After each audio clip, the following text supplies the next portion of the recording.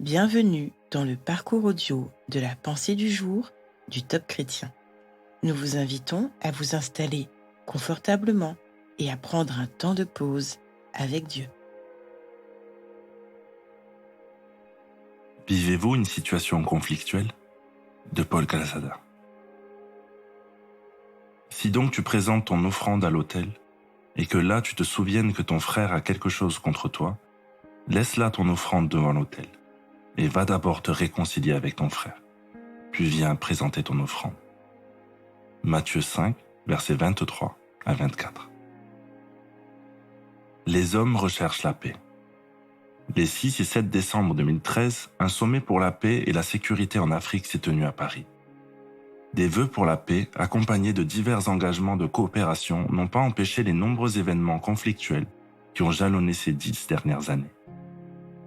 Combien de conférences, de sommets pour la paix n'ont pas tenu leurs promesses, laissant derrière eux un goût amer de déception?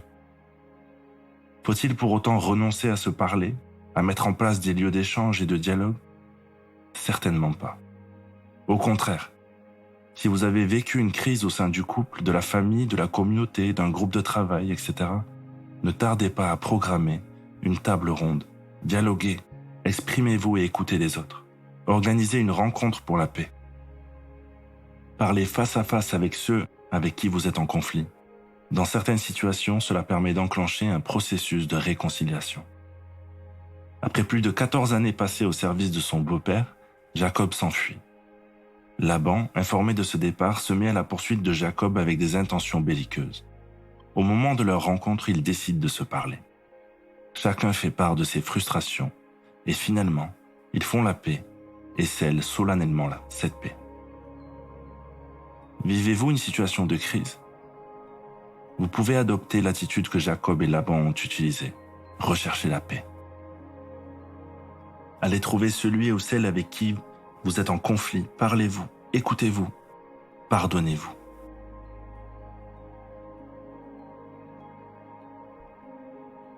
Êtes-vous dans une situation de conflit dont vous ne voyez pas l'issue? Prenez le temps d'écouter ce que Dieu veut vous dire à ce sujet.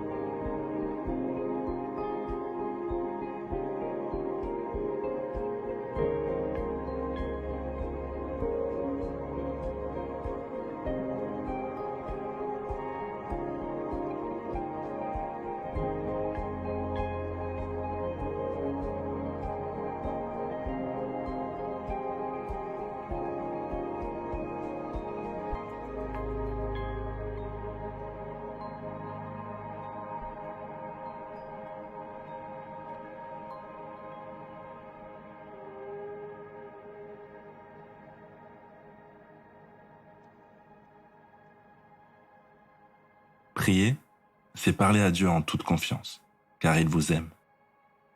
Voici un exemple de prière.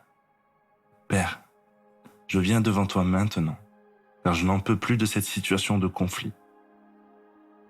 Je viens chercher ta paix, pour calmer mon cœur bouleversé et pour la répandre autour de moi, en particulier dans la situation que je vis aujourd'hui.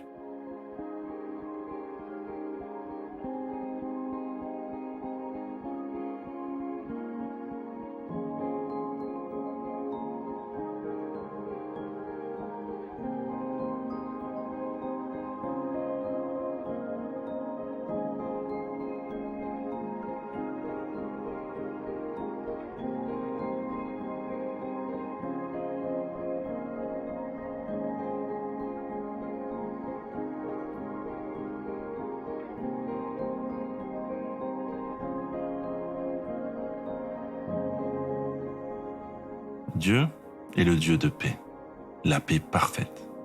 Adonai Shalom vit en vous. Louez-le, car il vous donne chaque jour sa paix et vous aide à la manifester dans vos relations. Louez-le, car il veut collaborer avec vous pour que vous fassiez la différence dans ce monde qui a tellement besoin de sa paix.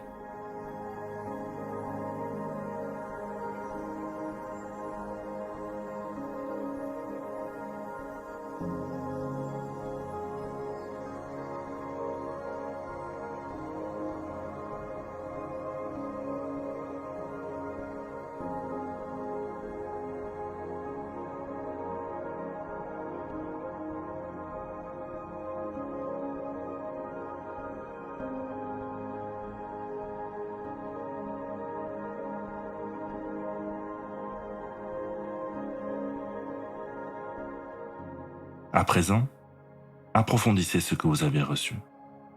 Si vous avez un conflit, remettez d'abord cette situation au Seigneur. Puis faites le premier pas vers votre interlocuteur pour lui proposer de discuter calmement. Laissez Dieu agir en vous et autour de vous, et vous verrez sa gloire.